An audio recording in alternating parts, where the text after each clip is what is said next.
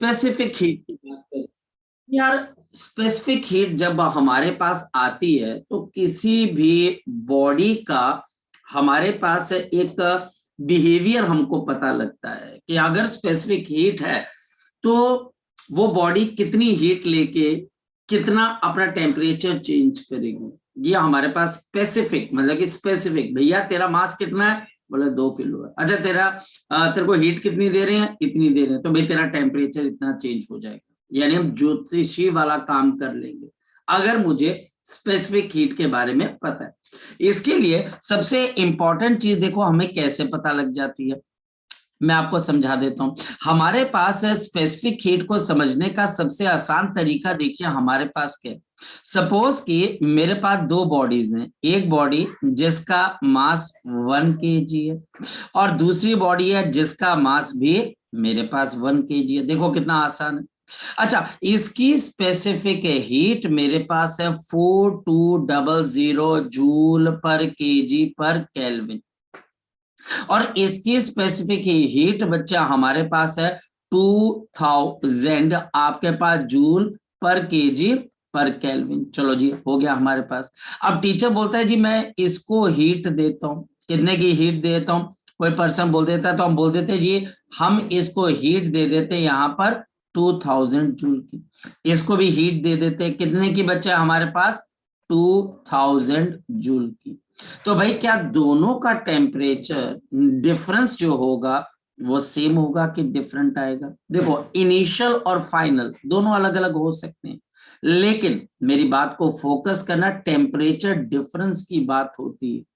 हमारे पास अगर पहली बॉडी के लिए आप टेम्परेचर डिफरेंस निकालोगे तो क्या आएगा, Q is equal to M into S into delta T आ जाएगा और ये मेरे पास कितना आ जाएगा 2000 आ जाएगा। मास मेरे पास 1 kg है, 4200 है और निकालना क्या है मुझे, चेंज इन टेम्परेचर।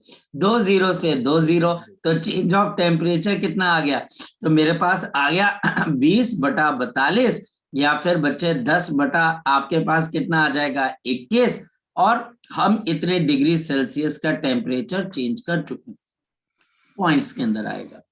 हमारे पास अगर यही चीज यहां पर दी जाए तो अब बताओ हमारे पास क्या चीज आ जाती है। मेरे पास यहां पर delta Q dash is equal to M dash S dash और डेल्टा T डैश। चलो जी आ जाओ जी, तो ये मेरे पास है जी 2000, मास कितने का है 1 kg का, स्पेसिफिक हीट कितने की है 2000 की, बताना क्या है चेंज इन टेम्परेचर। तो ये हमारे पास कैंसल हो जाएगा, चेंज इन टेम्परेचर अगर आप ध्यान दो तो ये अप्रोक्सीमेटली 0.5 के आसपास आएगा, अप्रोक्सीमेटली 0.6 ले लो तो अप्रोक्सीमेटली हमारे पास 0.6 डिग्री सेल्सियस का यहां पर टेम्परेचर चेंज हो गया। और यहां पर अब बताओ टेम्परेचर कितने डिग्री सेल्सियस से चेंज हो गया, 1 डिग्री सेल्सियस से चेंज हो गया। स्पेसिफिक हीट का मतलब ये, स्पेसिफिक हीट का मतलब ये। और हमारे पास अगर टीचर हीट कैपेसिटी बोलता है तो उसके अंदर अब जो मास इनटू स्पेसिफिक हीट है इन दोनों को मल्टीप्लाई करके जो टर्म आती है उसको हम क्या बोलते हैं, हीट कैपेसिटी बोलते हैं। उसको बच्चे हम यहां पर हीट कैपेसिटी बोलते हैं। तो सबसे पहले स्पेसिफिक हीट के बारे में हमें पता होना चाहिए। यह हमारे पास तीनों स्टेट्स ऑफ मैटर के लिए होती है, सॉलिड्स के लिए भी, लिक्विड्स के लिए भी और गैसेस के लिए भी। गैसेस के लिए खास हमको ध्यान रखना पड़ता है, गैसेस में 2 स्पेसिफिक हीट होती है, सीपी और सीवी। क्यों, क्योंकि उनका बिहेवियर बड़ा अजीब है। क्या बिहेवियर अजीब है सर आप बताओ, बिहेवियर इस वजह से अजीब है क्योंकि गैसेस आइसोथर्मल आइडियाबैटिक दोनों तरीकों से हमारे पास क्या करती है, बिहेव करती है। तो वहां पर अलग अलग सिचुएशन में अलग अलग तरीके से हीट गेन या लूज की जाती है। पॉइंट हमारे पास ये है, क्या हमारे पास जो हीट है वो गेन या लूज करने के हमारे पास तरीके होते हैं जिसको हम यहां पर सैंपल के ऊपर देखते हैं और चेंज इन टेम्परेचर को मेजर करते हैं। तो यह हमारे पास सबसे पहली चीज है। आज हम एक बड़ी नई चीज करने वाले, सबसे पहले तो आज हम यहाँ पर ग्राफ की बात करेंगे। सबसे पहले आज हम यहाँ पर ग्राफ की बात करेंगे। ग्राफ क्या भाई, हमारे पास change in the heat is equal to mass of the body into specific heat into change in the temperature। अब भैया हमारे पास यहाँ पर बनते हैं दो तरीके के ग्राफ। दो तरीके के ग्राफ क्या है हमारे पास? पहला ग्राफ जो ज्यादा फेमस नहीं है, जो ज्यादा फेमस नहीं है, और यह हमारे पास है हीट गेन या लॉस। और यहाँ पर मेरे पास क्या आ गया? Change in temperature. ये ज्यादा फेमस नहीं है, टीचर इसको ज्यादा यूज नहीं करता है। तो इस ग्राफ से पता क्या लगेगा? इस ग्राफ से ये पता लग रहा है कि जैसे जैसे एक बॉडी हीट गेन करती जा रही है, उसका टेम्परेचर भी हमारे पास क्या होता जा रहा है? चेंज होता जा रहा है। हमारे पास जैसे जैसे आपके पास अगर देखा जाए कि हमारे पास यहाँ पर हीट गेन होती जा रही है, तो हमारा टेम्परेचर भी क्या होता जा रहा है? चेंज होता जा रहा है। तो ये जो हमारे पास यहाँ पर ग्राफ बनेगा, इस ग्राफ की जो स्लोप बनेगी, इस स्लोप को हम स्पेसिफिक हीट के प्रोपोर्शनल बोलेंगे। यह हमारे पास स्पेसिफिक हीट के प्रोपोर्शनल होगी। ये स्पेसिफिक हीट के प्रोपोर्शनल हो जाएगी, ये स्पेसिफिक हीट के प्रोपोर्शनल हो जाएगी। नेक्स्ट वन, इसी तरीके से हमारे पास यहां पर क्या चीज आ गई? अगर मेरे पास ज्यादा फेमस ग्राफ कौन सा? ज्यादा फेमस ग्राफ है बच्चा हमारे पास चेंज इन द टेम्परेचर, और आपके पास यहां पर चेंज इन द हीट। ये हमारे पास यहां पर इस तरीके से। और अगर यहां पर मेरे पास कोई ग्राफ बनता है, तो इस ग्राफ की स्लोप आपको क्या देती है? इस ग्राफ की स्लोप आपको क्या देती है बच्चे? इस ग्राफ की स्लोप आपको इनवर्स ऑफ स्पेसिफिक हीट देती है, या आपको inverse of the specific heat. Specific heat ज्यादा है, मतलब ज्यादा हीट लेके छोटा सा टेम्परेचर चेंज करोगे, और हमारे पास स्पेसिफिक हीट कम है, कम से कम हीट लेके जल्दी से जल्दी टेम्परेचर को चेंज करोगे। ये फर्क आ जाता है। तो हमारे पास ये दो तरीके के ग्राफ आ जाते हैं। ये ग्राफ का मेरे पास वर्जन नंबर 1 है, ये ग्राफ का मेरे पास वर्जन नंबर मेरे पास आ गया 2। और इससे मुझे पता क्या लगता है? कोई भी बॉडी हीट को लूज करती है या गेन करती है, तो उसका टेम्परेचर चेंज होता है। और ये डिसाइड कौन करता है कि कितनी हीट लेके कितना टेम्परेचर चेंज करना है? Answer is specific heat. Answer is specific heat. जरा देखते हैं। मेरे पास यहां पर आपके पास दो बॉडीज हैं, मेरे पास यहां पर दो बॉडीज हैं। मेरे पास पहली बॉडी ये चेंज इन टेम्परेचर, और यह हमारे पास चेंज इन दी हीट। यहां पर बॉडी 1, ये बॉडी 2। मेरे पास यहां पर बॉडी 1 और यहां पर मेरे पास बॉडी नंबर 2। अब बताओ किसकी स्पेसिफिक हीट आपके पास ज्यादा आ जाएगी? 5 और किसकी स्पेसिफिक हीट मेरे पास यहां पर कम? जरा देखते हैं। तो हमारे पास यहां पर देखो, फोकस करना है। +2 वाले बच्चों को भी बताया गया था, +2 वाले बच्चों को जो बताया गया था कि ग्राफ ये वाला ऐसा टीचर पूछता है, उनको बार बार प्रैक्टिस करवाई गई थी। और सीबीएसई के अंदर जो ग्राफ उनको बताया गया था वैसा ही ग्राफ आया, जो कि किताबों के अंदर गिवन है उससे ठीक उल्टा ग्राफ आया था। उन्होंने पैरामीटर चेंज कर लिए थे। अब जिन बच्चों ने ध्यान रखा उनका आंसर ठीक है, जिन बच्चों ने ध्यान नहीं रखा, अरे यार चलो ना, जाने दो। ऐसे बहुत टीचर मिलते हैं, बोलते रहते हैं पढ़ाई करो पढ़ाई करो, हम तब करेंगे जब हमारी मर्जी होगी, हम तब पढ़ाई करेंगे, हम तब ध्यान रखेंगे। ऐसा नहीं होता बच्चे हमारे पास, ठीक है? हमको पढ़ाई तभी करनी है जब हमको इसकी जरूरत है। बात के अंदर वो जरूरत नहीं बन जाती, वो मजबूरी बनती है। अभी आपको जैसे ये टॉपिक पढ़ने की जरूरत है, और जब स्कूल में पेपर आएंगे अगर तब आप ये टॉपिक पढ़ोगे, तब ये आपकी मजबूरी होगी, और मजबूरी से बच्चा हमारे पास फायदा उठाया जाता है। यानी कि उस वक्त आपको ये पता ही नहीं होगा कि मैं क्यों पढ़ रहा हूं, कैसे पढ़ रहा हूं और किस लिए पढ़ रहा हूं, क्योंकि आपकी मजबूरी है कि स्कूल में पेपर में पूछा जाएगा, मैं नहीं लिखूंगा, मुझे फेल कर दिया जाएगा। इस वक्त जरूरत है, और जरूरत इस बात की है कि आप ये समझे कि हमारे पास यहां पर specific heat of the second, क्योंकि एंगल बड़ा है, ये less than specific heat of 1, ये बात ध्यान रखना। और यहाँ पे टेम्परेचर कहां पर है और हीट कहां पर है, प्लीज बच्चे इस बात का ध्यान रखना, प्लीज इस बात का ध्यान रखना। यह हमारे पास वर्जन नंबर 1 है, ये वर्जन नंबर 2 है, और ज्यादा फेमस आपके पास यहाँ पर वर्जन नंबर 2 है। यहाँ पर मैक्सिमम बच्चों के क्वेश्चन, जितनी बड़ी लाइन होगी, जितना बड़ा एंगल होगा, उतनी छोटी स्पेसिफिक, मतलब ये जो सेकेंड बॉडी है, यह हमारे पास क्या हो जाएगी, अर्ली हीटअप हो जाएगी, बड़ी जल्दी हीटअप हो जाएगी, और अर्ली कूल डाउन भी हो जाएगी, और जल्दी से जल्दी हमारे पास कूल डाउन हो जाएगी, जल्दी से जल्दी हमारे पास यहां पर कूल डाउन भी हो जाएगी। यहां से हमारे पास ये ग्राफ या फिर ये चीजें हमारे पास क्या हो जाती है, आपके पास यहां पर खत्म हो जाती है। अब बात हम यहां पर नेक्स्ट वन करते हैं, 2 मिनट रुकिएगा, 1 मिनट रुकिएगा। ओके, सो अब हम यहां पर बात करते हैं बच्चे नेक्स्ट पॉइंट के, और नेक्स्ट पॉइंट हमारे पास देखिए क्या कहने की कोशिश करता है। नेक्स्ट पॉइंट के 2 मिनट रुकिएगा, 1 मिनट, ये सेव कर ले और फिर अब हम आगे चलते हैं। चलो जी, हमें स्पेसिफिक हीट से पता लग गया, हीट कैपेसिटी से पता लग गया। आज हम यहां पर एक नई चीज करेंगे बच्चे, the change of the state, the change of the state हमारे पास, और यहां पर हमारे पास चेंज ऑफ स्टेट का मतलब क्या होता है, सॉलिड अगर लिक्विड में कन्वर्ट होता है हमारे पास, तो इस प्रोसेस को क्या बोलते हैं, इस प्रोसेस को हम क्या बोल देते हैं, बताओ शाबाश, मेल्टिंग बोलते हैं। और अगर लिक्विड हमारे पास सॉलिड में कन्वर्ट होता है, तो बताओ इस प्रोसेस को हम क्या बोलते हैं, शाबाश, इस प्रोसेस को हम फ्यूजन या फिर फ्रीजिंग बोलते हैं।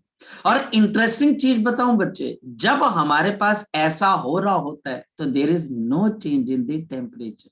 मैं वाटर का एग्जांपल ले लेता हूं। अगर मेरे पास आइस 0 डिग्री सेल्सियस पे है, जब ये मेल्ट होती है तो बेटा टेम्परेचर चेंज नहीं होता है, ये 0 डिग्री सेल्सियस पे मेल्ट हो जाती है।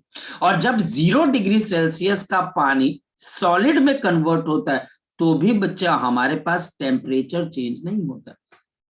तो अगर कोई टीचर आपको बोले व्हाट इज द फ्रीजिंग, तो आप यहां पर फ्रीजिंग के लिए आप यहां पर क्या बोलते हो बच्चे, ध्यान से समझना बच्चे, हमारे पास वेन एवर, जब भी हमारे पास whenever there is change of the state, there is change of state, change of the state, मेरे पास यहां पर change of state, change of state मतलब सॉलिड, मैं सॉलिड को ऐसे रिप्रेजेंट कर रहा हूं, ये लिक्विड में जा रहा है या लिक्विड सॉलिड के अंदर जा रहा है बच्चे। दे टेम्परेचर नेवर चेंजेस, जो टेम्परेचर आपके पास क्या हो जाता है, नेवर चेंजेस, यहां पर टेम्परेचर आपके पास चेंज नहीं होता। मतलब कि ऐसा आपको समझना है कि अगर मैं तुम्हें आइस देता हूं और आइस अगर पानी बनती है, तो आप ये नहीं बोलोगे सर इसका टेम्परेचर रेज, सर वो एकदम से टेम्परेचर रेज हो गया, नहीं। आपको बड़ी बारीकी से सबसे पहले तो ये बताना है कि जब आपके आइस वाटर बनी है, जो भी चीज हुआ है, तो पहले उसका फेज चेंज हुआ है, तो उसके बाद की बात है कि उसमें टेम्परेचर का कोई इंक्रीमेंट हुआ या नहीं। लेकिन इनिशियली ये कहना कि ये हमारे पास बर्फ पानी बन गई और पानी बनते ही इसका टेम्परेचर 10 डिग्री सेल्सियस हो गया, ये अब्सर्ड चीज है, ये बकवास चीज है। ये एकदम से ऐसा नहीं होता है कि उसका टेम्परेचर बढ़ जाता है, पहले उसका टेम्परेचर वही रहता है 0 डिग्री सेल्सियस से 0 डिग्री सेल्सियस ही रहता है, लेकिन क्या चीज चेंज हो जाती है बच्चे, फेज चेंज हो जाती है। Temperature never changes, never changes, ये कभी temperature never changes during change of state, during the change of state, यानी चेंज ऑफ स्टेट के अंदर हमारे पास कभी भी आपके पास यहां पर टेम्परेचर पहले चेंज नहीं होता हमारे पास। द हीट जो हमारे पास यहां पर आ जाती है, द हीट जो हीट हमारे पास प्रोवाइडेड, जो हम प्रोवाइड करते हैं, द हीट प्रोवाइडेड और एक्सट्रैक्टेड, और एक्सट्रैक्टेड, जो हमारे पास हम हीट प्रोवाइड कर रहे, कैसे, सॉलिड को लिक्विड में जाने के लिए हम यहां पर मेल्ट करवाने के लिए हीट को क्या करते हैं, हम हीट को प्रोवाइड करते हैं, हम हीट को यहां पर क्या करते हैं, प्रोवाइड करते हैं।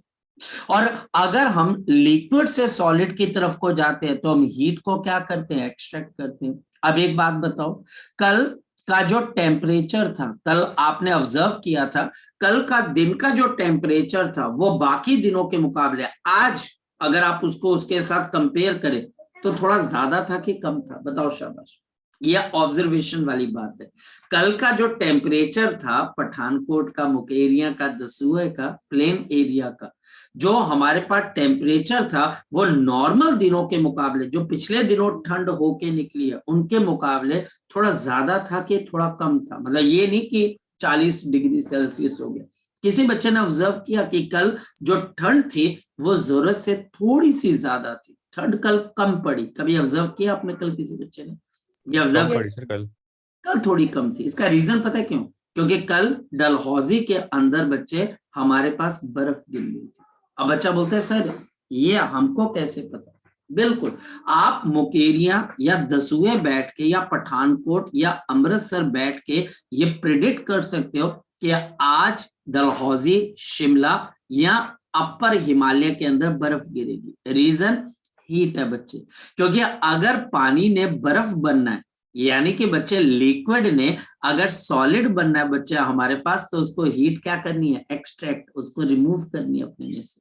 अगर वो हीट को रिमूव करेगी तभी तो वो लिक्विड बर्फ बन पाएगी, स्नो बन पाएगी। तो वो हीट उस पानी में से निकलकर कहां पर आती है, हमारी तरफ आती है। और इस वजह से यहाँ का टेम्परेचर रेज हो जाता है। तो एक अक्लमंद आदमी, एक हुनरमंद आदमी बोलता है आज थोड़ा सा टेम्परेचर बढ़ गया है, इसका मतलब आज डलहौजी के अंदर बर्फ गिरेगी, चलो गाड़ी तैयार करते हैं और डलहौजी की तरफ चलते। ये थर्मोडायनेमिक्स है। और यहां पर और आज अब क्या होगा, अब आने वाले एक हफ्ते के अंदर अब सर्दी बढ़ेगी। क्यों? बर्फ जो गिर चुकी है उसने जमना है, उसने बच्चे जमेगी तब जब उसमें से थोड़ी सी बर्फ पानी बन के आपके पास क्या है, बर्फ को जोड़ देगी और वो हिल एरिया पे चिपक जाएगी। और उसके लिए उसको हीट चाहिए, तो वो हीट अब कहां से जाएगी, मुकेरिया, दसूहा, पठानकोट, अमृतसर, अंबाला, ये जितने चंडीगढ़, जितने प्लेन एरिया, ऊना, यहां से हीट निकलकर हिमालय की तरफ को जाएगी। जब यहां से हीट निकलकर हिमालय की तरफ जाएगी तो यहाँ पर ठंड पड़नी स्टार्ट हो जाएगी। तो ये है बच्चे हीट एंड थर्मोडायनेमिक्स का हमारे पास कमाल। ये बच्चा हमारे पास है हीट एंड थर्मोडायनेमिक्स का कमाल, जो कि हमें यहाँ पर पता होना चाहिए। बहुत इंटरेस्टिंग चीज है, बहुत बहुत इंटरेस्टिंग चीज है बच्चे हमारे पास। तो as the temperature never changes during the change of state, the heat provided और एक्सट्रैक्टेड इज यूज्ड, ये बच्चा हमारे पास यूज आ जाती है to change the state only, to change the state only. भाई साहब ये तो बड़ा खतरनाक काम हो गया, यानी मैंने हीट दे भी दी और हीट ले भी ली, लेकिन उसका टेम्परेचर चेंज नहीं हुआ। तो फिर उस हीट ने क्या किया, उस हीट ने हमारे पास उसके फेस को चेंज कर दिया, उसकी स्टेट को चेंज कर दिया। पहला, हीट ने हमारे पास थर्मल एक्सपेंशन कर दी, हीट ने हमारे पास यहाँ पे टेम्परेचर चेंज कर दिया। अब हीट क्या कर रही है, आपका टेम्परेचर चेंज कर रही है कि फेस चेंज कर रही है, बताओ शाबाश मुझे। अब ये बच्चा अगर हम देखते हैं तो हमारा फेज चेंज कर रही है, हमारा यहाँ पर ये फेज चेंज कर रही है, या हमारे पास हमारा फेज चेंज कर रही है। ये पॉइंट आप दिमाग में रखना। तो इसका मतलब अगर हम यहां पर देखते हैं तो सबसे पहला काम मेरे पास क्या आ जाता है, latent heat of fusion, latent heat of fusion. अब लेटेंट वर्ड का मतलब क्या होता है, सीक्रेट, छुपा हुआ, जो सीक्रेट है, जो दिखाई नहीं देता। यानी कि एक ऐसी हीट जो सिस्टम में से निकल भी जाती है या सिस्टम को दे भी दी जाती है, लेकिन वो छुपी हुई रहती है। क्यों? क्योंकि हीट देने से सबसे पहले टेम्परेचर चेंज होना चाहिए, लेकिन यहाँ पर टेम्परेचर चेंज ना होकर उसकी स्टेट चेंज हो जाती है। तो हम इस वजह से इसको लेटेंट हीट ऑफ फ्यूजन बोलते हैं। और ये बच्चा हमारे पास LF हो जाती है क्या बच्चा हमारे पास, ध्यान से समझना। latent heat of fusion is the heat required, this is the heat required, या हमारे पास है heat required है बच्चा हमारे पास, तो आपके पास freeze, to freeze और टू मेल्ट। अब फ्रीज कब होगा? जब ये हीट निकाल ली जाएगी। और मेल्ट कब होगा? जब ये हीट दे दी जाएगी बच्चे। मेल्ट दे आपके पास यहां पर मैटर, मेल्ट द मैटर और freeze the matter without changing the temperature, without changing the temperature, without changing the temperature, यानी कि टेम्परेचर को चेंज किए बगैर हम यहां पर क्या कर देते हैं, इसको या तो बच्चा हम यहां पर फ्रीज कर देते हैं या मेल्ट कर देते हैं। लेटेंट हीट ऑफ फ्यूजन को बच्चे हम बताते हैं, दिस इज द हीट जो हमारे पास प्रोवाइड करते हैं, या बच्चे हम हीट को रिमूव कर देते हैं, divided by mass of the body. यानी कि इसकी यूनिट आपके पास क्या आ गई? जूल पर केजी। देयरफॉर ये लेटेंट हीट ऑफ हमारे पास फ्यूजन है। फॉर एग्जांपल वाटर के लिए इसकी वैल्यू आपके पास कितना है? 3.3 इंटू 10⁵ जूल पर केजी। पर इससे हमें पता क्या लगता है, मैं आपको समझाता हूं। हमारे पास देयरफॉर न्यूमेरिकल के अंदर टीचर आपको क्या बोलेगा, मैंने किसी को हीट दे दी और हीट देने से इसका मास m kg था और लेटेंट हीट ऑफ फ्यूजन बच्चा हमारे पास LF था। तो मुझे पता लग जाएगा कि इस मास ने अगर मेरे पास से फ्रीज होना है तो कितनी हीट आपको निकालनी पड़ेगी, और अगर मेरे पास इस मास ने अगर मेल्ट होना है तो मुझे कितनी हीट यहां पर प्रोवाइड करनी पड़ेगी। बड़ी सिंपल सी चीज है, बहुत सिंपल सी चीज है, बहुत बहुत सिंपल सी चीज है। यह हमारे पास है मास ऑफ द हमारे पास matter that is going to be freeze, या तो ये फ्रीज हो जाएगा या फिर यह हमारे पास मेल्ट हो जाएगा। और LF मेरे पास क्या है यहाँ पर? मेरे पास यहाँ पर ये लेटेंट हीट है। और ऐसा करने से क्या मेरे टेम्परेचर पे कोई फर्क पड़ेगा? बिल्कुल भी नहीं। मेरा टेम्परेचर जैसा था बच्चा हमारे पास वैसा ही रहेगा। और ये डेल्टा क्यू मेरे पास क्या चीज आ जाती है? This is the heat provided. यह हमारे पास यहां पर हीट आपके पास प्रोवाइडेड है या फिर हीट हमारे पास रिमूव्ड है। इन दोनों केसेस को आपने दिमाग में रखना। फॉर एग्जाम्पल मैं आपको यहां पर क्वेश्चन पूछता हूं बच्चे। क्वेश्चन हमारे पास क्या है? द हीट रिक्वायर्ड, ध्यान से समझना, द हीट रिक्वायर्ड आपके पास यहां पर heat required to melt 50 gram of the ice, to melt 50 gram of ice. मुझे कितनी हीट चाहिए? और यहां पर मैंने इसके टेम्परेचर को चेंज नहीं करना, टेम्परेचर एज इट इज रहेगा। अब देखो सॉल्यूशन हमारे पास यहां पर delta Q is equal to mass of the ice multiplied by latent heat of fusion. तो मेरे पास मास ऑफ आइस कितने के बराबर है? 50 ग्राम, डिवाइडेड बाय मेरे पास क्या आ जाएगा? 1000, और लेटेंट तो 3.3 इंटू 10⁻⁵ मेरे पास 5, और मेरे पास यहां पर कितना आ जाएगा? 16.5 इंटू 10⁻⁻, ये 6 है, नीचे 3 है, तो इतने जूल की हीट मुझे प्रोवाइड करनी पड़ेगी कि रिमूव करनी पड़ेगी? यहां पर मुझे प्रोवाइड करनी पड़ेगी। और यहां पर will there be any change in temperature? तो अगर मैं बोलूं कि क्या चेंज इन टेम्परेचर होगा यहां पर क्या चेंज इन टेम्परेचर होगा? तो आप बोलोगे बिल्कुल नहीं सर, यहाँ पर चेंज ऑफ टेम्परेचर 0 होगा, ये बिल्कुल भी आपके पास चेंज नहीं होगा। लेकिन अब यहाँ पर एक बच्चा ये मुझे बोलता है कि सर अगर मैं इसको इससे ज्यादा की हीट दे दूं तो क्या हो जाएगा? सपोज आप में से कोई बच्चा मुझे क्वेश्चन उठाकर बोलता है सर ये बात आप बताओ कि सपोज कि मैं इसको हीट दे देता, इसी 50 ग्राम ऑफ आइस को हीट दे देता, और सर मैं कितने की हीट दे देता है इसको? करीबन मान लो कि वो बच्चा बोल देता है सर 30 इंटू 10⁻³ जूल की हीट दे देता, तो फिर क्या होता? Then what will happen? अगर मैं इससे ज्यादा की हीट देता तो क्या होता? ध्यान से समझना, यहां से ध्यान से समझना जो अब मैं बताने जा रहा हूं। यहां पर मेरे पास 50 ग्राम की आपके पास आइस थी और हमारे पास इसका टेम्परेचर 0 डिग्री सेल्सियस था।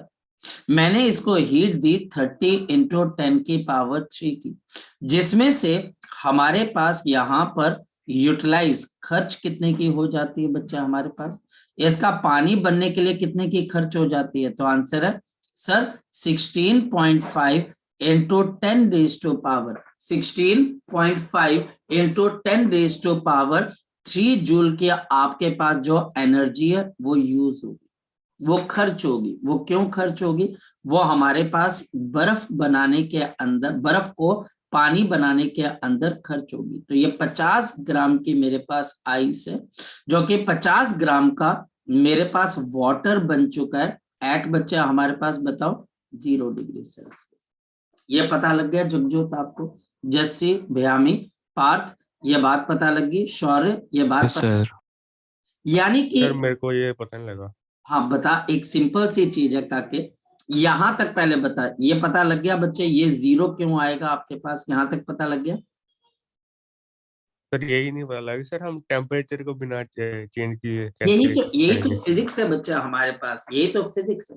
क्योंकि जो हीट है, तभी तो बच्चे आपको ये बात पढ़ाई जा रही है, ये बात समझाई जा रही है। देखो हमारे को ये बात पे पहले यकीन करना पड़ता है कि जब भी हम किसी भी बॉडी के स्टेट को चेंज करते हैं, अब आप बोलोगे सर टेम्परेचर क्यों नहीं चेंज हुआ? देखो मुझे एक बात बताओ, सॉलिड्स जो होते हैं, जो काके हमारे पास सॉलिड्स होते हैं, उनके मॉलिक्यूलर बॉन्ड्स और लिक्विड के मॉलिक्यूलर बॉन्ड्स क्या एक जैसे होते हैं कि डिफरेंट होते हैं?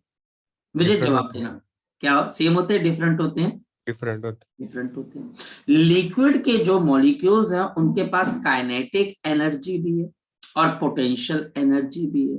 सॉलिड के जो मॉलिक्यूल्स होते हैं उनके पास काइनेटिक एनर्जी नहीं, तभी तो वो सॉलिड बच्चे भागता नहीं है इधर उधर, हैं। Yes sir. उसके पास सिर्फ और सिर्फ कौन सी एनर्जी है? Potential energy. अब ध्यान से समझ, जब मैं किसी बॉडी को मान लिया जाए सॉलिड से लिक्विड बना रहा हूं, तो मेरी जो हीट है, उस हीट का पहला पर्पस तो टेम्परेचर चेंज करना होता है। बट यहां पर जब मैं इसको टेम्परेचर देता हूं और सॉलिड से वो मॉलिक्यूल्स लिक्विड स्टेट में जाते हैं, तो हीट का जो पोर्शन है वो आपके पास उस पोटेंशियल एनर्जी के साथ साथ उसको काइनेटिक एनर्जी के अंदर भी कन्वर्ट करने में हेल्प करता है। उससे जो टेम्परेचर है उसमें चेंज ना आकर मॉलिक्यूल्स को जो भी आप हीट एनर्जी दे रहे हो, वो मॉलिक्यूल्स की कौन सी एनर्जी में कन्वर्ट हो गया? काइनेटिक एनर्जी के अंदर। यानी कि हमारे पास जब आप सॉलिड से लिक्विड के अंदर जा रहे हो, तो जो भी आप हीट एनर्जी प्रोवाइड कर रहे हो, जो भी आप हीट एनर्जी प्रोवाइड कर रहे हो, वो बजाय उसके टेम्परेचर को चेंज करने के उसको लिक्विड स्टेट में लेके जा रहे हैं, तो हीट एनर्जी कहीं और यूटिलाइज होगी, कहीं और यूज होगी, और उससे हमारे पास टेम्परेचर के अंदर चेंज नहीं आया। ये पॉइंट है। और ठीक ऐसे है ही सर। जब हम इसको लिक्विड से सॉलिड की तरफ को तैयार करते हैं, तो हम जो हीट उसमें से निकाल रहे हैं, तो जो हीट हम निकाल रहे हैं उससे बच्चा हमने क्या कर रहे हैं, एक तरीके से उसकी, अब अगर आप याद करो तो मैंने जब ये चैप्टर शुरू किया था तो मैंने क्या बोला था कि what is the heat energy? Heat energy is the translational, rotational and the vibrational kinetic energy of the molecules. बोला था ना बच्चे, मैंने आपको बताया था यस सर। मैंने आपको। और अगर मैं किसी में से हीट निकाल रहा हूं, तो बेसिकली हीट निकालने का मतलब क्या है? मैं उन मॉलिक्यूल्स की काइनेटिक एनर्जी को रिड्यूस कर रहा हूं। तो जब मैं पानी में से हीट को निकाल रहा हूं बच्चे, उसको बर्फ बना रहा हूं, तो बेसिकली मैं क्या कर रहा हूं? उसकी काइनेटिक एनर्जी को रिड्यूस कर रहा हूं, और वो काइनेटिक एनर्जी रिड्यूस होती जाती है, और पीछे सिर्फ कौन सी एनर्जी रह जाती है? Potential energy. तो मैंने तो उनकी काइनेटिक एनर्जी को क्या किया बच्चे? रिमूव किया। मैंने तो टेम्परेचर चेंज ही नहीं किया। तो टेम्परेचर, लेकिन ये आपके पास क्या एक ट्रांजिशन है, ये ट्रांजिशन है, ये ट्रांजिशन बहुत एक्यूरेट होनी चाहिए। जैसे फॉर एग्जांपल 50 ग्राम के आइस को अगर आप exactly 16.5 into 10 raise to power 3 joule की एनर्जी देते हो एग्जैक्टली, तो हमारे पास इसका टेम्परेचर आपके पास 0 डिग्री सेल्सियस ही रहेगा। और वही तो मैं आपको समझा रहा हूं कि अगर आप इसको 16.5 into 10 raise to power 3 joule से ज्यादा की एनर्जी दोगे, व्हाट विल हैपन, क्या हो? यानी कि अगर मेरे पास यहाँ पर ये आइस थी जो कि 50 ग्राम की थी, जिसका टेम्परेचर मेरे पास 0 डिग्री सेल्सियस था, मैंने इसको हीट दे दी 30 इंटू 10 की पावर 3 जूल की, जिसमें से 16.5 into 10 raise to power 3 joule की एनर्जी खर्च होगी, यूज होगी, एक्सपेंस होगी, यानी कि ये हमारे पास एक्सपेंड होगी, यानी कि ये चलेगी हमारे पास से। तो इससे जो पानी बना वो हमारे पास यहाँ पर कितने का बन गया बताओ शाबाश, 50 ग्राम का। और अब बताओ कि एनर्जी लेफ्ट ओवर कितनी रहेगी हमारे पास, बताओ शाबाश। अब एनर्जी लेफ्ट ओवर कितनी रहेगी हमारे पास, बताओ। हमारे पास एनर्जी लेफ्ट ओवर कितनी रहेगी है, तो आप बोलोगे कि जो एनर्जी मुझे दी गई थी 30 into 10 raise to power 3 joule, उसमें से 16.5 into 10 raise to power 3 joule की एनर्जी खर्च होगी, बाकी कितनी बची रहेगी हमारे पास, बताओ। सर बोलो। सर हमें 16.5 इंटू 10⁻³ खर्च क्यों की वैसे, ये कैसे पता चला कि ये यूज करनी है? क्या ये कैसे पता लगा हमारे हाँ पास, जी सर। ये कैसे पता लगा, ओके इसको जरा समझते हैं। ओके सो हमारे पास यहाँ पर क्या है बच्चे, आप यहाँ से मार्केट प्लेस की तरफ को जाते हो, आप मार्केट प्लेस की तरफ को जाते हो, और वहां पर बच्चा हमारे पास जो आपके पास शुगर है, वो शुगर हमारे पास यहाँ पर 40 आपके पास रुपीस पर केजी की है बच्चे, ठीक है, ये पता लग गया आपको, ये तो आपको पता है, यस 40 सर। रुपीस पर केजी। अगर आप एग्जैक्टली 40 रुपीस आपके जेब के अंदर, 40 रुपीस आपके जेब के अंदर है, तो आप कितनी चीनी लेके आओगे बच्चे, बताओ शाबाश मेरे पास। आपको कितनी चीनी मिलेगी अगर आपके पॉकेट के अंदर एग्जैक्टली 40 रुपीस है, तो आप कितनी चीनी लेके आओगे बच्चे मार्केट से? 1 kg। और अगर आपके पॉकेट के अंदर, अगर आपके पॉकेट के अंदर मान लिया जाए कि मेरे पास यहाँ पर 80 रुपीस है और आपको 1 किलो चीनी ही लेके आनी है, तो अब आपने 1 किलो चीनी आपसे खरीदी जाएगी, बिल्कुल खरीदी जाएगी। अब बताओ क्या आपने यहाँ पर जो लेफ्ट ओवर रह गया आपके पॉकेट के अंदर, वो कितना अमाउंट रह जाएगा बच्चे, बताओ शाबाश। आपकी जेब में 80 रुपए थे, जिसमें से 1 किलो आपने चीनी खरीद ली, यानी 40 40 रुपए रह गए। खर्च, बिल्कुल आपके पास 40 रुपए रह जाएंगे, हाँ या ना? इसमें तो कोई यस सर। दिक्कत नहीं है, इसमें तो कोई प्रॉब्लम नहीं है, ये तो हमें पता है। अब अगर हम यहाँ पर इस पॉइंट को दिमाग में रख के चले, मैंने एक कैलकुलेशन की, मैंने कैलकुलेशन ये की कि अगर मेरे पास 50 ग्राम की आइस है, मेरे पास 50 ग्राम की यहाँ पर आइस है, और मैं इसको यहाँ पर मेल्ट करना चाहता हूँ, सिर्फ मेल्ट करना है, सिर्फ मेल्ट करना, और मेल्ट करके ये मेरे पास 50 ग्राम का ही वाटर बन जाता है।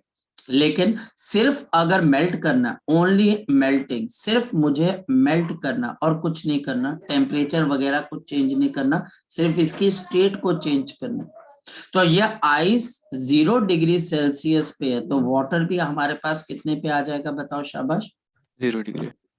और मैंने जब कैलकुलेशन की तो मुझे क्या पता लगा थी कि मेरे को जो हीट रिक्वायर्ड है वो आपके पास कितने के बराबर आ गई, 16.5 इंटू इंटू 10 10⁻³ 3 जूल की हीट रिक्वायर्ड, मेल्ट हो जाएगी। लेकिन अब होता क्या बच्चा, हमारे पास यहाँ पर सिचुएशन चेंज हो जाती है। इफ अगर मैं आपको हीट प्रोवाइड जो करता हूं, अब वो इससे बहुत ज्यादा, अगर मैं आपको हीट प्रोवाइड इससे ज्यादा कर रहा हूँ, जो रिक्वायरमेंट है उससे ज्यादा हीट दे रहा हूँ, कितनी, 30 इंटू 10 की पावर 3 जूल, मैंने ये हीट प्रोवाइड कर दी। 50 ग्राम की आइस को मैंने इतने की हीट क्या कर दी, प्रोवाइड कर दी। 50 ग्राम की आइस को मैंने इतने की हीट प्रोवाइड कर दी, तो अब ये आइस करेगी क्या, ये आइस पहले बच्चे अपने आप को मेल्ट करवाएगी, पहले अपने आप को मेल्ट करवाएगी, तभी तो आगे कहानी बढ़ेगी ना, ये थोड़ी ना क्या आप बोलोगे एकदम से इसका टेम्परेचर चेंज होगा ना, पहले स्टेट चेंज होगी, पहले हमेशा स्टेट चेंज की सोचनी है, पहले एकदम से टेम्परेचर मत चेंज कर देना। तो जब आप हीट दोगे तो पहली चीज आपके पास यहाँ पर क्या होगी, इसकी स्टेट चेंज होगी। जब भी आप 0 डिग्री सेल्सियस की आइस को, याद रखना बच्चे, जब भी आप 0 डिग्री सेल्सियस की आइस को हीट दोगे तो पहले वो अपनी स्टेट को चेंज करेगी।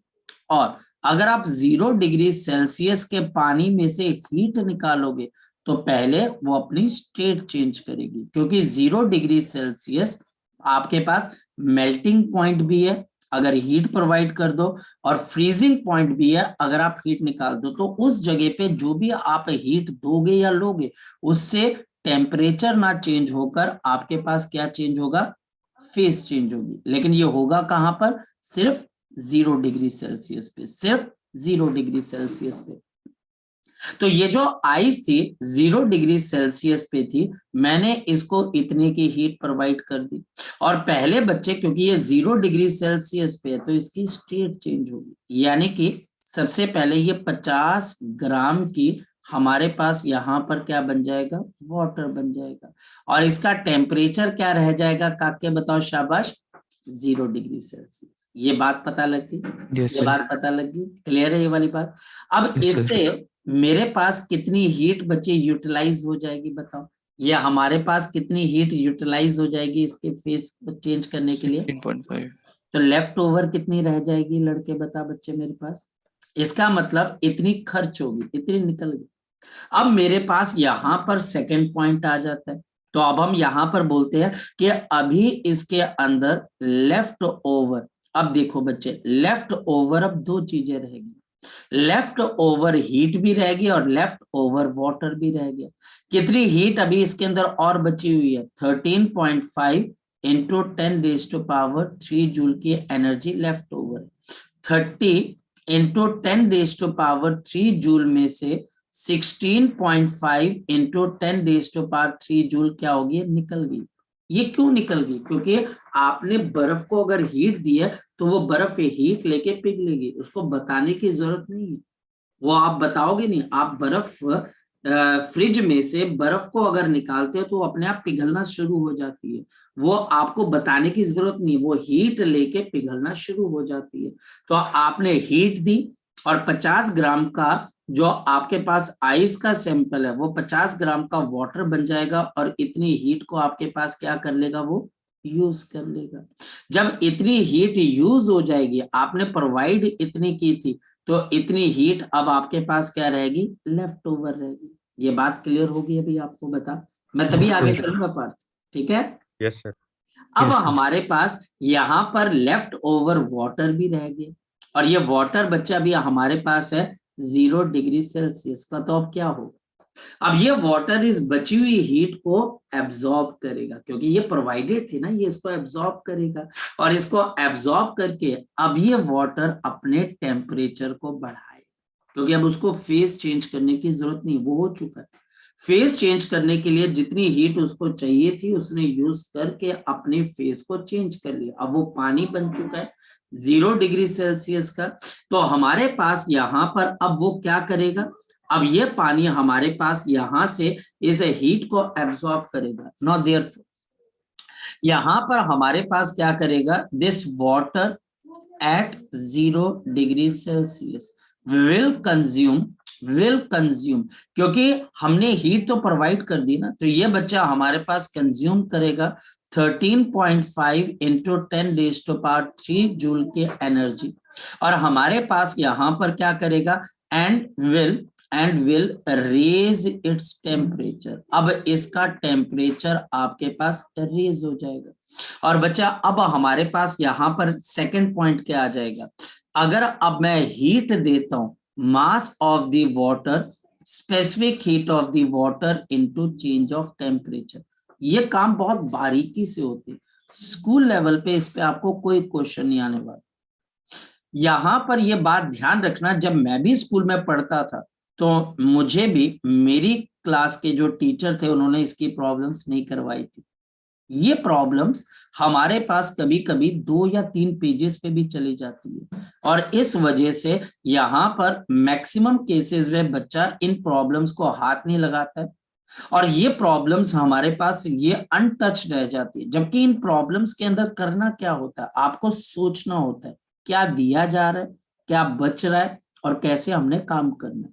अगर आप में से कोई बच्चा आईसीएसई बोर्ड का है तो उसे 9th या 10th क्लास के अंदर एक टॉपिक पढ़ा होगा कैलोरीमेट्री का, और जिन बच्चों ने ये कैलोरीमेट्री का टॉपिक पहले से पढ़ा होता है वो बच्चे थोड़े से एडवांटेज में रहते हैं, क्योंकि उनको स्लाइटली थोड़ी सी ज्यादा नॉलेज होती है।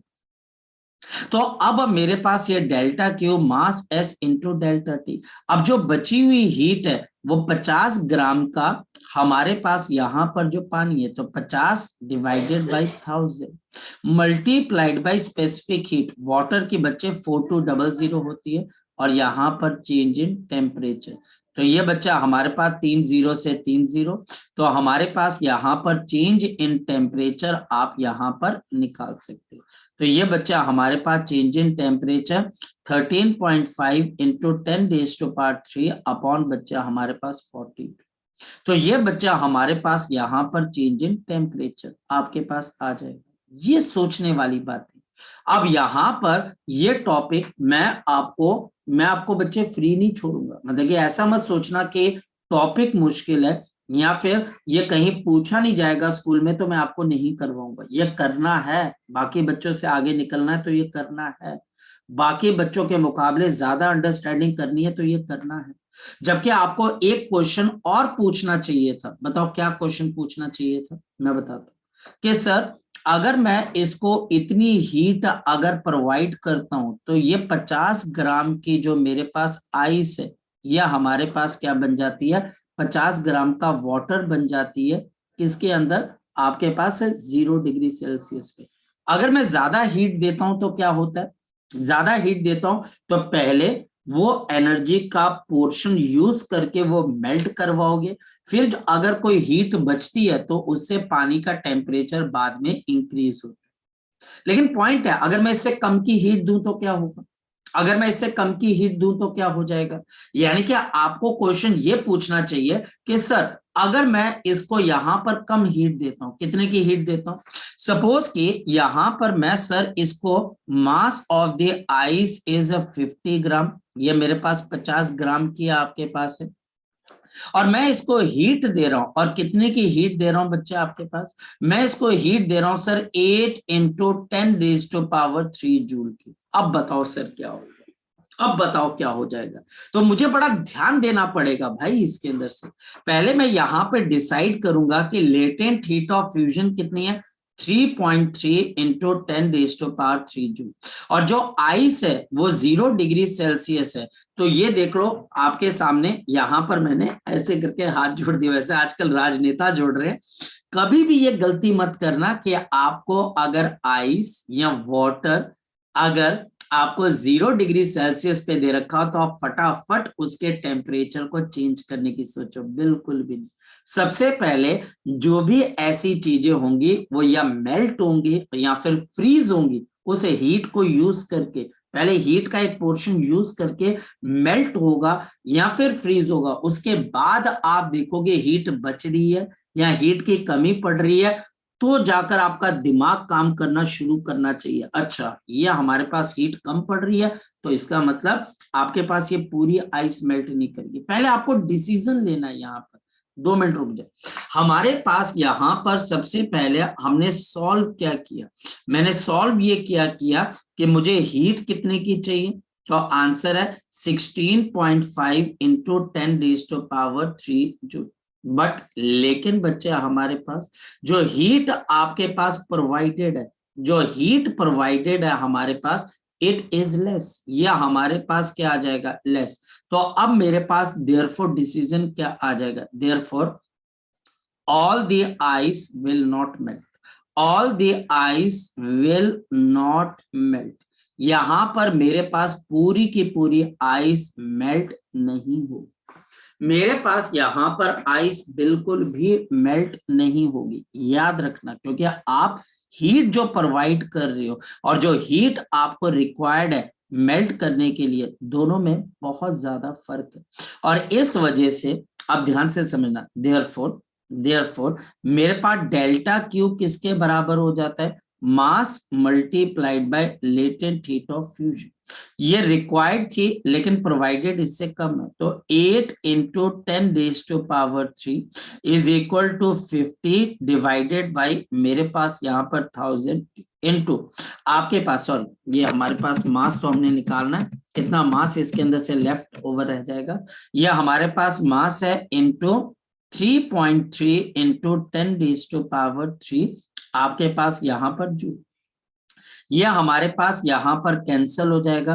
तो जो मास ऑफ आइस मेल्ट हो जाएगी वो मेरे पास 8 डिवाइडेड बाई 33 और दिस 3.3 और this is 80 divided sir by, इसमें हमने मास 15 ग्राम नहीं दिया वैसे, क्या बेटा इसमें मास 50 ग्राम नहीं दिया किसके अंदर बच्चे, ये क्वेश्चन के अंदर?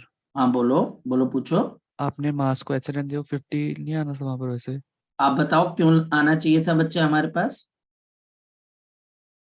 बताओ बच्चे मुझे। सर गिवन था। गिवन था, यहाँ पर टीचर ने क्वेश्चन क्या पूछा हुआ है पहले हम उसको समझते हैं, पहले हम उसको समझते हैं, 2 मिनट रुकिएगा मैं आपको बता देता हूँ। इफ यू आर गिवन, अगर आपको गिवन है the mass of the ice, the mass of the ice 50 gram, clear होगी बात बच्चे, the latent heat of fusion, the latent heat of the fusion, the latent heat of the fusion is 3.3 into 10⁻³ joule, clear होगी बात। Yes sir. If one provides, अगर एक person provide करता है बच्चा हमारे पास the heat of 8 into 10⁻³ joule, अगर यहाँ पर कोई पर्सन 8 इंटू 10⁻³ जूल की हीट को प्रोवाइड करता है बच्चे, calculate the amount of the ice melt, calculate the amount of the ice melt, clear होगी बात। सोल्यूशन जरा ध्यान से देखते हैं, हमारे पास if mass of the ice is 50 gram or 50 into 10⁻³ kg and latent heat of fusion is 3.3 into 10⁻³ joule per kg. So one requires delta Q is equal to mass into latent heat of fusion heat for complete melting,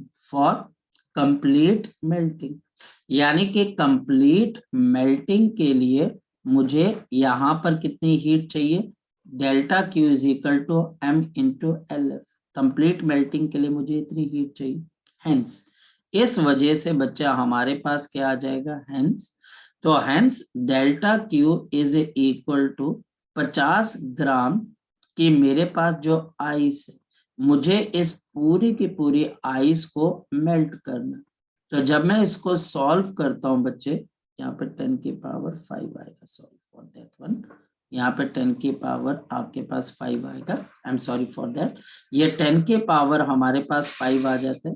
जब हम इसको solve करते हैं तो हमारे पास यहाँ पर जो हीट आपको चाहिए, तो वो हीट कितने के बराबर है, ये 1 0 से 0 कैंसिल, ये यहाँ पर आपके पास कैंसिल हो जाता है, हमारे पास यहाँ पर इसके साथ 2 0 है, तो हमारे पास अगर आप देखें तो ऊपर 6 है और नीचे हमारे पास यहाँ पर 4, तो हमारे पास कितना आ जाएगा, 5 इंटू 33 इंटू ये 10 के पावर आपके पास यहाँ पर कितने के बराबर थी, आपके पास यहाँ पर 5 और यहाँ पर 3, तो 10 की पावर हमारे पास यहाँ पर कितना आ जाएगा, 2 आ जाएगा, ये हमारे पास आ जाएगा। तो मुझे हीट कितने की चाहिए काके, मुझे हीट यहाँ पर चाहिए बच्चे 165 इंटू 10⁻² की, या फिर 16.5 इंटू 10⁻² जूल की हीट मुझे रिक्वायर्ड चाहिए बच्चे, हाँ या ना बच्चे मुझे। यानी अगर यहाँ पर 50 ग्राम की आइस ने कंप्लीट मेल्ट होना, कंप्लीट पूरे 50 ग्राम की आइस ने मेल्ट होना, तो हीट कितने की चाहिए बच्चे, शाबाश बता दे मुझे, कितने की चाहिए? 16.5 into 10 लेकिन raised to 2. लेकिन आपको प्रोवाइड कितने की हो रही है बच्चे हमारे पास? 8 into 10 raised to 3. गलत बात है ना बच्चे। अगर चीनी 40 रुपए किलो है और आप अपने घर से 25 रुपए लेके निकलते हो, तो 1 किलो चीनी आ जाएगी? No sir. नहीं sir. आएगी। कैसे आ सकती है? पॉइंट तो वही है ना बच्चे, क्या Yes. आपको मैंने 3 चीजें समझाई, अगर आप ध्यान से समझे, अगर एग्जैक्टली उतनी ही हीट मिले जितनी चाहिए, तो आपकी आइस कंप्लीट मेल्ट हो जाती है, टेम्परेचर चेंज नहीं होता। दूसरे में मैंने हीट ज्यादा दे दी, आइस कंप्लीट मेल्ट हुई, और जो पानी बना बाकी की बची हुई हीट से उस पानी का टेम्परेचर भी रेज किया। तीसरे केस के अंदर अब मैं आपको यहाँ पर हीट क्या दे रहा हूँ, कम दे रहा हूँ, यानी कि जितनी रिक्वायर्ड है 16.5 इंटू 10⁻² जूल, उसके मुकाबले में हीट आपको कम दे रहा हूँ। ये बर्फ है, मैं इसको कंप्लीट मेल्ट करवाने जितनी हीट नहीं दे रहा हूँ, उससे कम दे रहा हूँ। तो लॉजिकली बता बच्चे हमारे पास क्या होगा, बता शाबाश, यहाँ पर बता क्या होगा यहाँ पर पार्थ, क्या Sir, ice ice complete melt नहीं होगी फिर. नहीं होगी? एग्जैक्टली तो हमारे पास देयरफॉर अब क्या आ जाएगा, एक बड़ा इंपॉर्टेंट डिसीजन आ जाएगा, जो हीट मुझे रिक्वायर्ड है वो हमारे पास बड़ी है, और जो हीट मुझे प्रोवाइडेड है वो मेरे पास कम है। तो हमारे पास यहाँ पर not complete melting of the ice, तो हमारे पास यहाँ पर this will be not complete melting of the ice, मेरे पास यहाँ पर not complete melting of ice हो जाएगी, पूरी तरह से मेल्ट नहीं होगी। तो जो भी मैं हीट दूंगा, अब आप बोलोगे सर कितना मास इसमें से होगा, तो मास जो मेल्ट होगा multiplied by latent heat of fusion. तो अब ये मास बच्चे मेरे पास 50 ग्राम में नहीं ले सकता, क्योंकि यहाँ पर मैं हीट कितनी दे रहा हूँ 8 इंटू 10⁻³ अब यहाँ पर बच्चे मैं ये मास कैसे 50 ग्राम ले लूं, क्योंकि ये तो वो मास होगा जो इतनी हीट लेके आपके पास अपने आप को मेल्ट करेगा। तो ये latent heat of fusion 3.3 into 10⁵ है। तो मास of the ice melt will be 80 divided by 33 into 10⁻⁻², आपके पास यहाँ पर केजी आ जाएगा। तो इसको अगर हम आगे फर्दर सॉल्व करते हैं, तो इतने केजी या फिर ग्राम के हमारे पास जो आइस है 2 पॉइंट समथिंग होगा बच्चे हमारे पास, यानी कि 2 ग्राम के आसपास की जो आइस है वो हमारे पास यहाँ पर मेल्ट होगी, बाकी बच्चे अभी भी बर्फ बनी रह जाएगी। क्लियर होगी बात? आई बात कुछ समझ? Yes, sir. ये देखो यस सर। ये क्वेश्चन मुश्किल नहीं है, ये क्वेश्चन टेक्निकल। इन क्वेश्चंस के अंदर आप देखो फॉर्मूले, इसमें बिल्कुल रॉ इंटेलिजेंस यूज होती है, यानी कि आपका जो भेजा है बच्चे वो बहुत क्लियर होना चाहिए, कब आपको क्या मिला और कैसे मिला और कैसे आपने उसको यूज किया। इसमें फॉर्मूला नहीं, इसके अंदर से बच्चा एक इजी रास्ता क्या ढूंढता है कि यार मैं छोड़ो परे, यार मैं क्यों इस प्रॉब्लम के अंदर फंसू, तो वो इसको छोड़ देता है। जबकि जो बच्चा इसको करता है उसको मजा बड़ा आता है, अरे यार बता बर्फ बनी, कितनी बर्फ बनी, कितना पानी बना, क्या रह गया क्या नहीं रह गया। तो इस वजह से ये प्रॉब्लम्स आपके पास अगर आप देखें तो ज्यादा पूछी भी नहीं जाती हैं, लेकिन ना पूछने का मतलब ये भी नहीं है कि बच्चे सिलेबस में नहीं है, सिलेबस में है, और जिस दिन टीचर का दिमाग खराब हुआ उसने ये क्वेश्चन डाल देना और हमने बैठे रहना, यार बताओ आइस मेल्ट हुई या फिर नहीं हुई। तो हमको धीरे धीरे इसकी क्लियरिटी होनी चाहिए।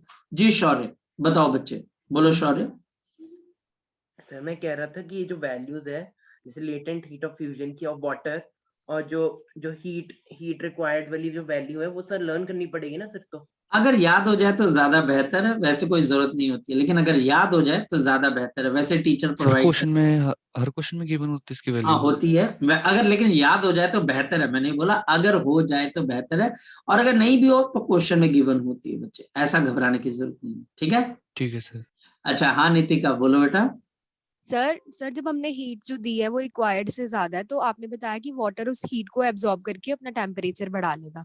सर अगर वो वाटर टेम्परेचर बढ़ाने की बजाय गैसियस फॉर्म में नहीं जा सकता? देखो यहाँ पर ये कंप्लीट पिक्चर नहीं है, बिल्कुल तुमने सही कहा, लेकिन ये कंप्लीट पिक्चर नहीं है, क्योंकि गैसियस स्टेट में जाने के लिए पहले पानी को बॉईल होना पड़ेगा, है ना। वहां पर फिर चेंज ऑफ स्टेट आएगा, वहां पर फिर आपको चेंज ऑफ स्टेट देखना पड़ेगा, यानी कि एकदम से वो गैसियस स्टेट में नहीं चला जाएगा, क्योंकि पहले ये पानी 100 डिग्री सेल्सियस तक पहुंचेगा, उसके बाद ये बॉईल करना स्टार्ट करेगा। वहां पर भी हमारे पास स्टेट चेंज होती है, जहां जहां काके हमारे पास स्टेट चेंज होती है, वहां पर हीट हमारे पास यूज करके टेम्परेचर तो हम सेम रखते हैं, लेकिन क्या चीज चेंज हो जाती है, हमारी जो फेज है, जो स्टेट है, वो चेंज हो सकती है, बिल्कुल जा सकती है, लेकिन आपको देखना पड़ेगा पहले ये हीट इतनी हो कि ये पानी 100 तक चला जाए, फिर इतनी हीट होनी चाहिए कि 100 के बाद ये अपनी स्टेट को चेंज कर सके, मतलब कि एकदम से कुछ नहीं कर सकते। ये बहुत इंपॉर्टेंट है ये समझना।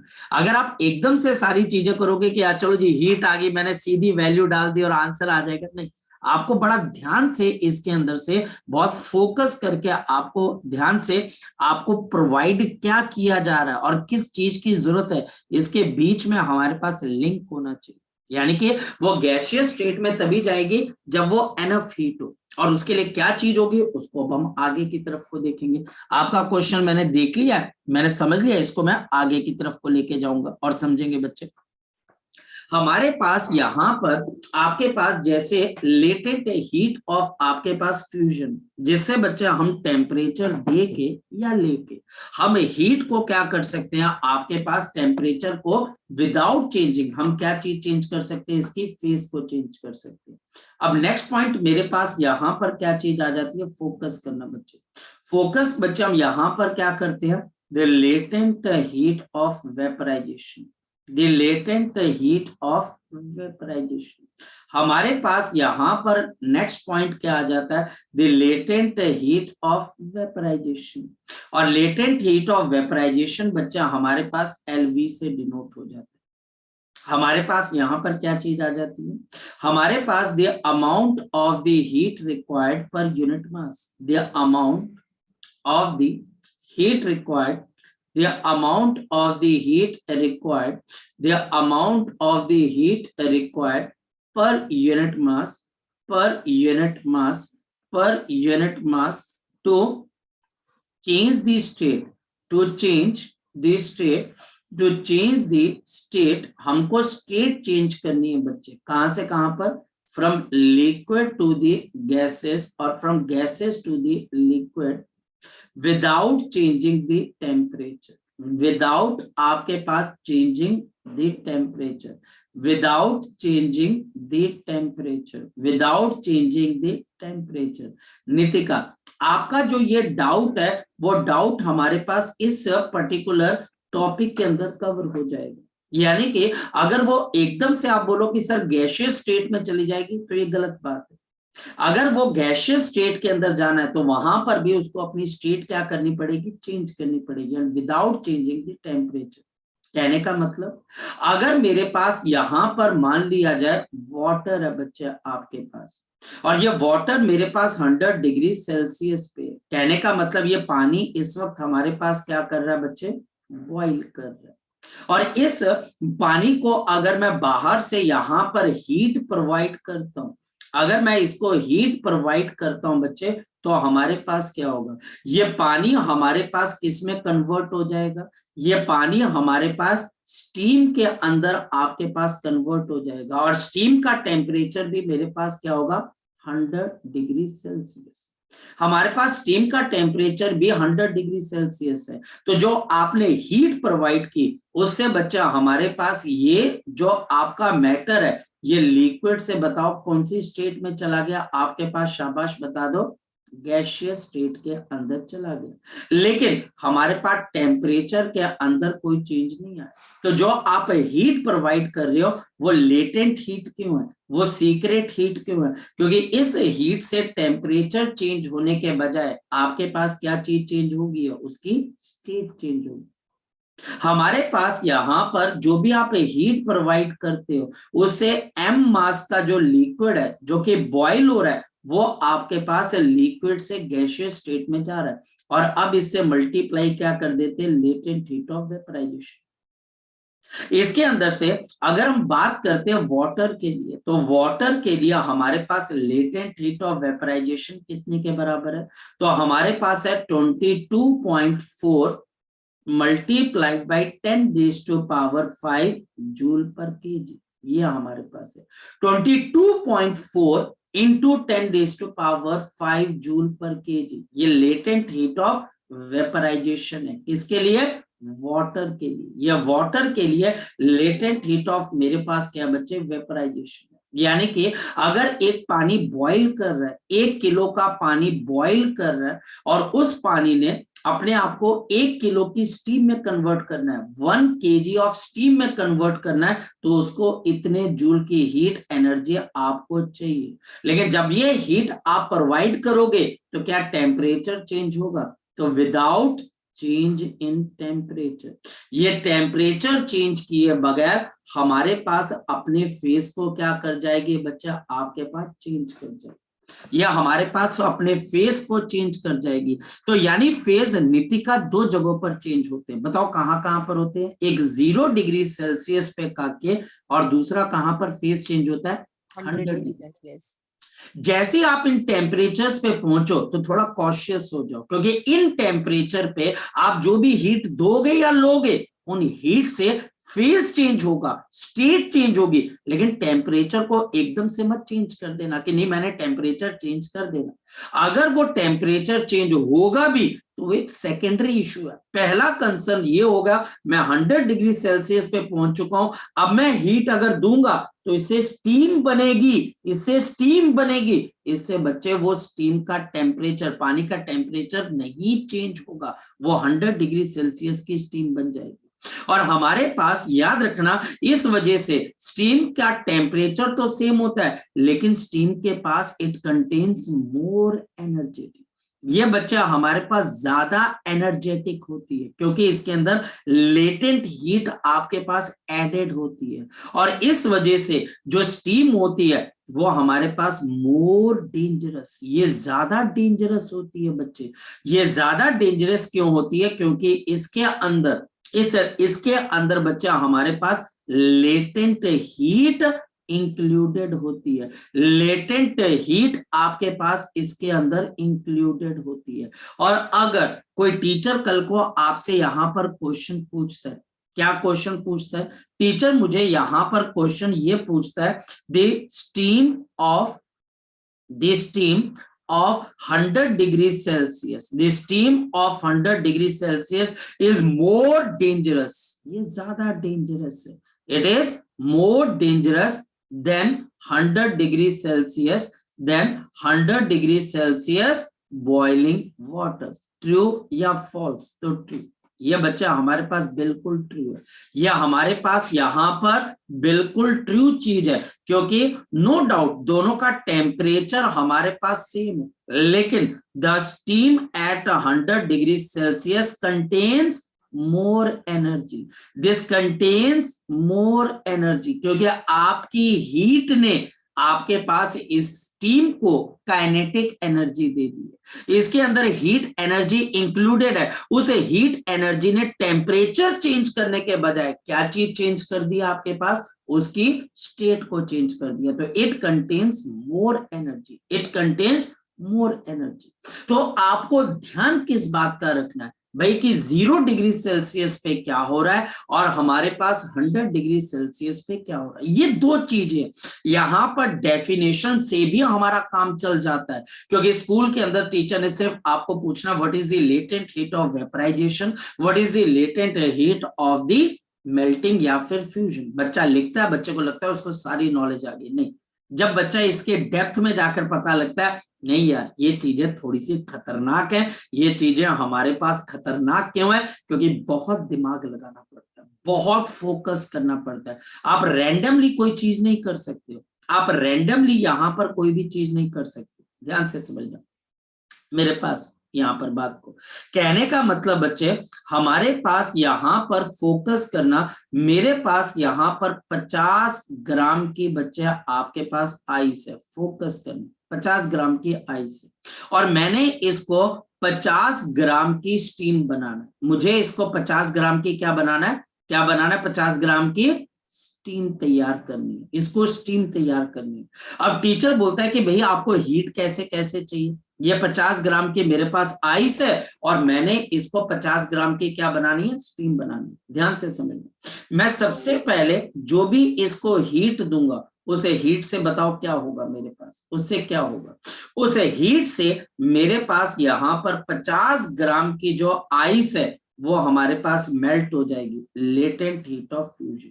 ये मेरे पास 50 ग्राम की आइस जब मेल्ट होगी तो ये 50 ग्राम का आपके पास क्या बन जाएगा, बताओ शाबाश, 50 ग्राम का वाटर बन जाएगा। और हमारे पास ये 0 डिग्री सेल्सियस है, तो ये भी मेरे पास 0 डिग्री सेल्सियस है। इसके बाद मैं इसको जब और हीट दूंगा तो इसका टेम्परेचर चेंज होगा, मैं जब इसको और हीट दूंगा तो इसका टेम्परेचर चेंज होगा। सेकेंड, जब मैं इसको हीट दूंगा तो Q is equal to 50 gram multiplied by specific heat multiplied by इसका टेम्परेचर 100 डिग्री सेल्सियस तक जाना चाहिए, और इसका टेम्परेचर 50 ग्राम ऑफ आपके पास बॉइलिंग वाटर बनना चाहिए। ये बॉइलिंग वाटर बनेगा तो मैं इसको फिर से हीट दूंगा तो हमारे पास यहाँ पर ये 50 ग्राम का बॉइलिंग वाटर बनना शुरू हो जाएगा। ये देखिए बच्चे, एकदम से मत कर देना कि सर वो एकदम से बॉयल हो गया, नहीं भाई, ये देखो मैंने आपको बोला, ये मैंने आपके सामने राजनेताओं की तरह हाथ जोड़ दिए, भाई ऐसी गलती मत करना कि आपको हीट दे दी और आपने धड़ाधड़ क्वेश्चन सॉल्व करना स्टार्ट कर दिया, नहीं। और यही आपको बाकी बच्चों से अलग करेगा, बाकी बच्चे ये क्वेश्चन छोड़ के जाएंगे, आप बोलोगे और ठोक के बोलोगे यार ये क्वेश्चन मुझे करना आता है, मेरे को पता है इस क्वेश्चन को करना कैसे। पहले बच्चे हमारे पास आइस, यहाँ पर वाटर बनेगी, कितने का बच्चे, 0 डिग्री सेल्सियस का। फिर ये वाटर बच्चे बॉइलिंग वाटर बनेगा, यहाँ पर S यानी कि स्पेसिफिक हीट यूज होगी, क्योंकि यहाँ पर टेम्परेचर चेंज होगा, ये स्पेसिफिक हीट यूज होगी क्योंकि यहाँ पर हमारे पास इसका टेम्परेचर चेंज होगा। फिर उसके बाद क्या, उसके बाद जब अब आप हीट दोगे, जब आप यहाँ पर इसको हीट दोगे, mass of the boiling water multiplied by latent heat of vaporisation, तो जाकर ये स्टीम बनेगी और ये बच्चा आपके पास 100 डिग्री सेल्सियस की स्टीम बनेगी। नितिका बात समझ में आई, नितिका बात कुछ Yes, समझ में sir. आई। आपने ये बोला कि सर वो क्या गैसियस स्टेट में जा सकती है, बिल्कुल जा सकती है आपको, लेकिन बहुत ध्यान से, ये वैसे ही है जैसे आप मार्केट में कोई सामान खरीदने के लिए जाते हो, क्या आपके पॉकेट में पैसे हैं और क्या सामान आपने खरीदना है वही सामान आएगा जितने आपके पॉकेट के अंदर पैसे हैं। अगर तो बच्चा हमारे पास सामान ज्यादा महंगा है तो उसकी थोड़ी सी क्वांटिटी आएगी, अगर बिल्कुल उतने ही पैसे हैं तो सारे पैसे खर्च हो जाएंगे और उतने अमाउंट का सामान आ जाएगा, और अगर अमाउंट ज्यादा है तो सामान भी आ जाएगा और बच्चे पैसे भी बच जाएंगे। यही हीट का कमाल है। तो पहली हीट ने क्या किया बताओ बच्चा, हमारे पास पहली हीट ने टेम्परेचर चेंज किया कि बच्चा आपके पास चेंज ऑफ स्टेट हुआ, तो बताओ चेंज ऑफ State. और दूसरी हीट ने क्या किया बच्चे बताओ मेरे पास, टेम्परेचर Temperature. चेंज। और तीसरी हीट ने फिर दोबारा से बच्चा हमारे पास क्या किया, चेंज ऑफ स्टेट। तो ये बच्चा हमारे पास क्वेश्चन कुछ इस तरीके से होते हैं। तो ये हमारे पास लेटेंट हीट है वेपराइजेशन की और बच्चे हमारे पास फ्यूजन की। इसको प्लीज आपने रिपीट करना है, इसको घर पे जाकर आपने जितनी जल्दी हो सकता है रिपीट करना है, और आपको कोई दिक्कत आए तो वो मेरे साथ जरूर शेयर करनी है। इसको पढ़ना है और जो आज आपको असाइनमेंट दी गई है हीट एंड थर्मोडायनेमिक्स की वो लगानी स्टार्ट कर दीजिए ताकि हम चीजों को बेहतर ढंग से समझ सकें। चलिए ओके।